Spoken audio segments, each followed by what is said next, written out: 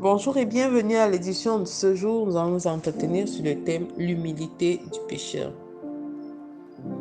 Et les passages que nous allons examiner sont tirés de la première épître de Jean au chapitre 1, verset 9 à 10. Il est écrit: Si nous confessons nos péchés, il est fidèle et juste pour nous les pardonner et pour nous purifier de toute iniquité. Si nous disons que nous n'avons pas de péché, nous le faisons menteur et sa parole n'est point en nous.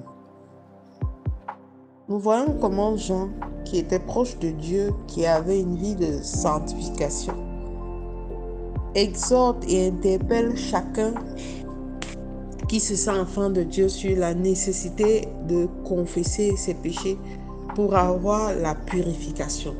Et il commence avec cette phrase: si nous confessons. Il n'a pas dit vous, il n'a pas dit d'autres, il a dit nous, parce qu'il se sent concerné.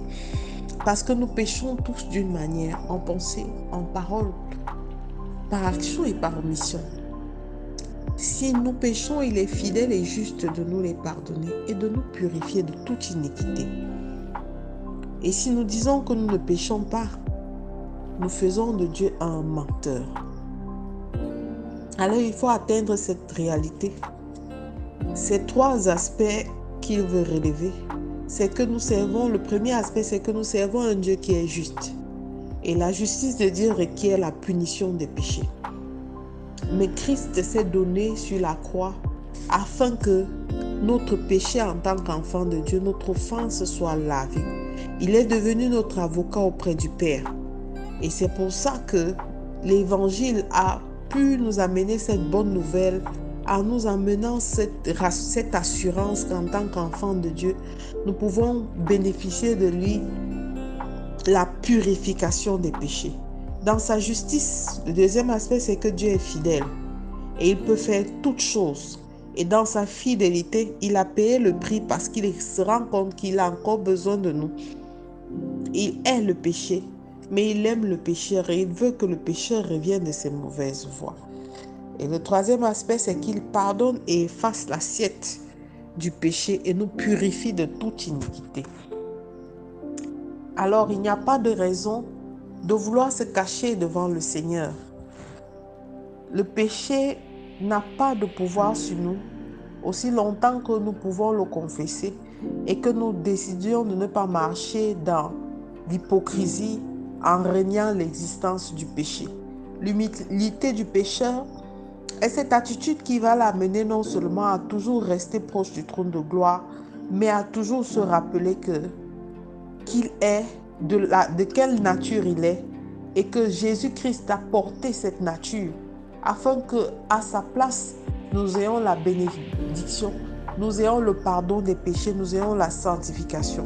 Il a porté ce fardeau, alors nul besoin de se cacher devant la face de Dieu, nul besoin de renier l'existence du péché dans nos vies de tous les jours, nul besoin de faire de notre vie un mensonge. Parce qu'il dit que celui qui dit qu'il ne pêche pas, il fait de Dieu un menteur.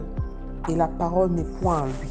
Le Seigneur nous amène à une vie de sanctification, mais aussi il nous appelle à une vie d'humilité.